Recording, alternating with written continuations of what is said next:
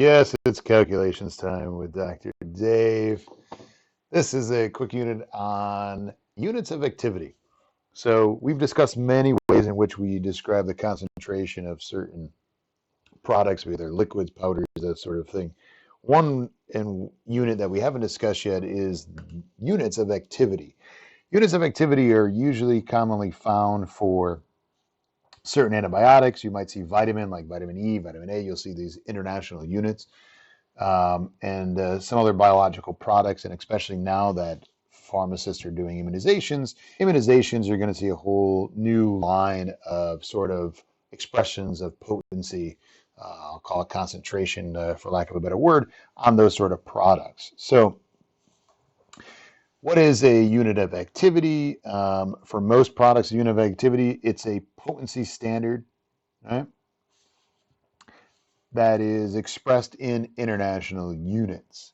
So very times you're going to see international units for most of the stuff that we will deal with in this course. One of the most common things that you see is for insulin. You will see insulin being given in terms of international units. And for insulin, the U stands for units, and you'll see 100, 200, 500. What does that mean? That means that this is the amount of units per ml. And sometimes they match the amount of on a syringe. So there's U100 insulin, and you use a U100 syringe, and etc. So this wasn't really a big problem. It used to only be two. Now we have a lot more insulins coming out, which have a lot of different U's associated with them. So sometimes even U300 now are available. So keeping in mind what that means. Let's look at an example here. This is a drug, Toujeo, so insulin injection. It is available as pre-filled syringes, so pre-filled pens. Person kind of dials in their dose, and that's what's being injected. Each pen is going to contain 1.5 ml. So here's a pen that somebody has. It's a pen. It has usually a little end there we dial on and a little push button. And this is the injection. This is filled with liquid. It's got 1.5 ml of liquid. It says it's filled with a liquid that's U300. So that means there's 300 international or 300 units of insulin per ml. So it's U300. U300 automatically means 300 units per ml. If it's U200, it's 200 units per ml. If it's U100, it's 100 units per ml. Question, how many units of insulin are in each pen? Well, we know that there is 300 units in 1 ml. How many units if I've got 1.5 ml, right? That's all that's asking. And this is 450 units. All right. How many mLs will be needed if a person needs 45 units of insulin? So you dose insulin in units, which is why it's a concentration in units. So if a patient needs to inject themselves, so they need to dial in 45 units on this pen, how much liquid will come out when they go to inject themselves? Well, you know that we've got 1 ml, contains 300 units. If we want 450 units, what are we going to get out of that? So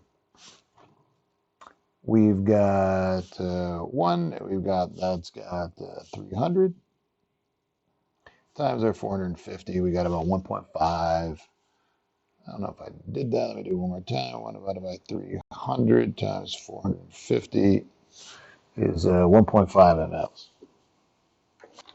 Oop, I apologize. I'm confusing this.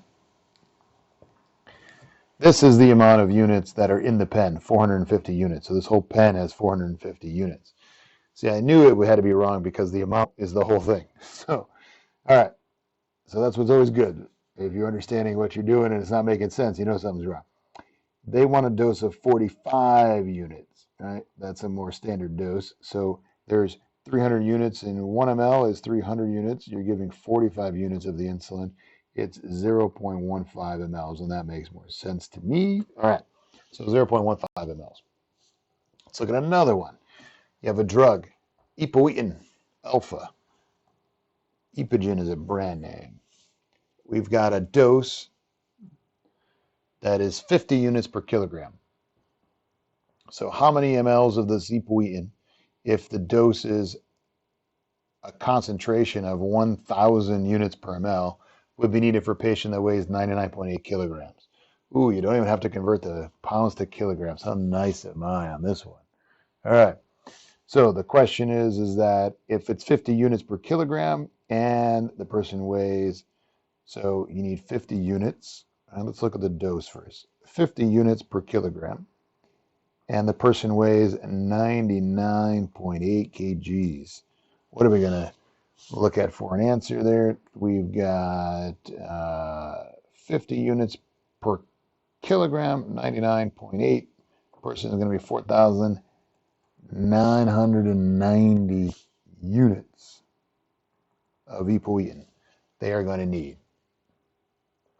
If they need 4,999 units, you know that 1 ml of this is going to contain 10,000 units. How many mLs if you want 4,990 units? All right. So take that divided by our 10,000, and we've got 0.499. So we're going to approximate this as saying 0.5 mLs. That's what somebody's going to draw up and inject for epoetin alpha. That is it for units of activity. Everything's the same that you're used to doing. The only thing is, instead of saying milligrams or kilograms or micrograms or ppms or whatever, now you're just saying units of international units for these sort of products. Like I said, you may see on other vaccines other units that we see, but this course we're just going to be dealing with international units, maybe international units for insulin, maybe international units for vitamins. That's what we'll see, even though those are going to be changing on our labels coming soon. All right. As always, pharmaceutical calculations, most important class because it's the only one that counts.